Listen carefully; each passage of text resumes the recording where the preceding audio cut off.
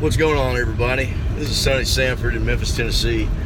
I just learned about this Elvis biopic that's potentially being made by Baz Luhrmann and Tom Hanks being attached.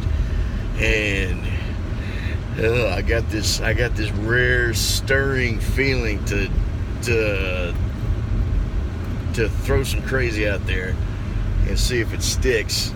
And I'm not scared to share this in fear of public opinion, but I want to play Elvis Presley. That would be the most ultimate ride. If you could wait in line for 2 years to be Elvis Presley for an hour and a half or 2 hours, holy shit. That's just it, point blank.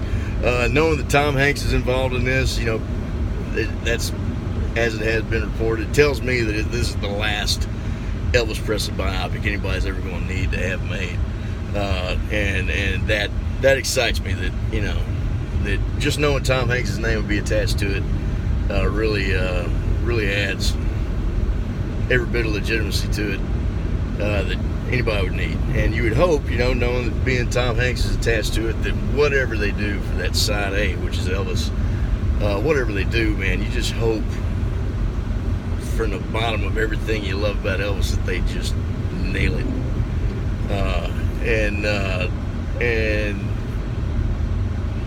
I'm not saying I'm a pretty man. I'm not saying I look like Elvis. I will say this is my daddy's nose, and I'm glad to have it. And I guess these are my mama's eyes. I don't know. But anyway, not to say that I don't have some features that might lend themselves to in some way.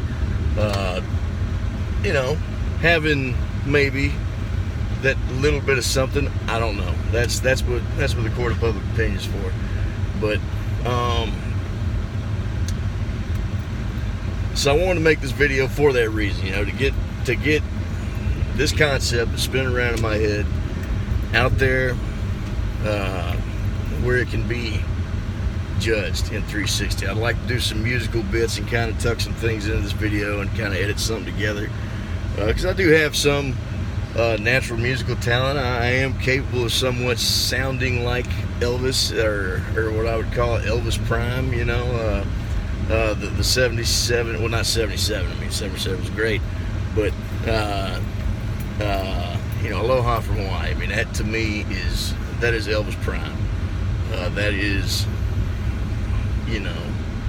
outwardly at its fittest, musically, that show, man.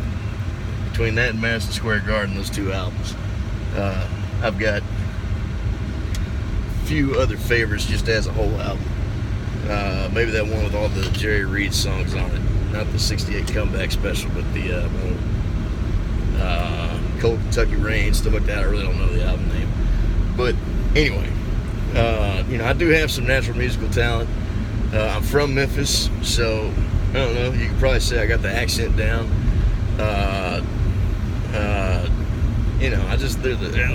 There's just so much stuff buzzing around in my head right now that just makes me think, why not, man? Go for it. Silly little bit of trivia. I told my wife I wasn't going to say anything about this, but my dad, he was an emergency room physician back when Elvis passed away, and he actually worked at the hospital that was a quarter mile from Graceland, and it always bugged him that despite the fact that Elvis was already passed, he was taken all the way to Baptist East, which is probably about 12 miles away from his home when Methodist South was right there. But Methodist South was, kind of known for handling rougher trade when it comes to injuries and things like that. But yeah, just a little bit of silly trivia. My dad always had this disappointment, that he could have done something to keep us all from losing the guy. You know, I was born in '81, so I mean he was passed away 3 or 4 years before I was born. But I didn't learn that until I was probably 7 or 8. So he was taken from me too, you know. And as a 7-year-old who doesn't really have a concept of death or anything, learning that I think it was the first time I kind of caught on that somebody, you know, no matter how big the presence, you know, they can be snuffed out too. And I remember feeling that kind of sadness, you know, before I really understood the concept of death and not being anymore, ceasing to be. But anyway,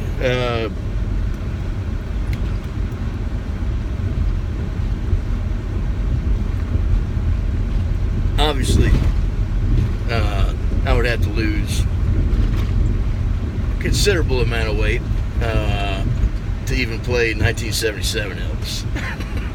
I'm well above, not well above 300, but I'm touching 300 and leaning over the line. But you know, it's a lot of what I call soft weight. I've been working a desk job for the last 8 to 10 years, and it's absolutely just thrown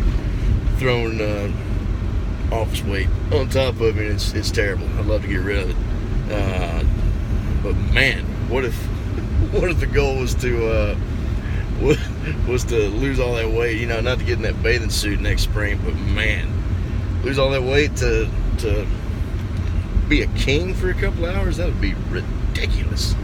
I think everybody would go on that diet. But you know, I realized right off the bat, to say I want to play Elvis Presley, and then you're looking at this camera, you're looking at this guy right here in the face, you might say, ha, what does the kids say? LOL, wahahaha, hashtag something cruel. But I don't know, how crazy is it? You know, body transformations are not out of the question.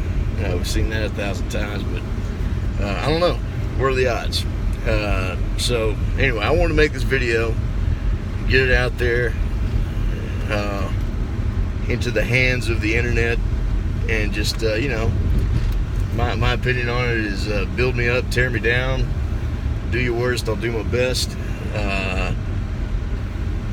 Bring it. But I hope this gets around enough that, you know, somebody might see it and say, why not? I did.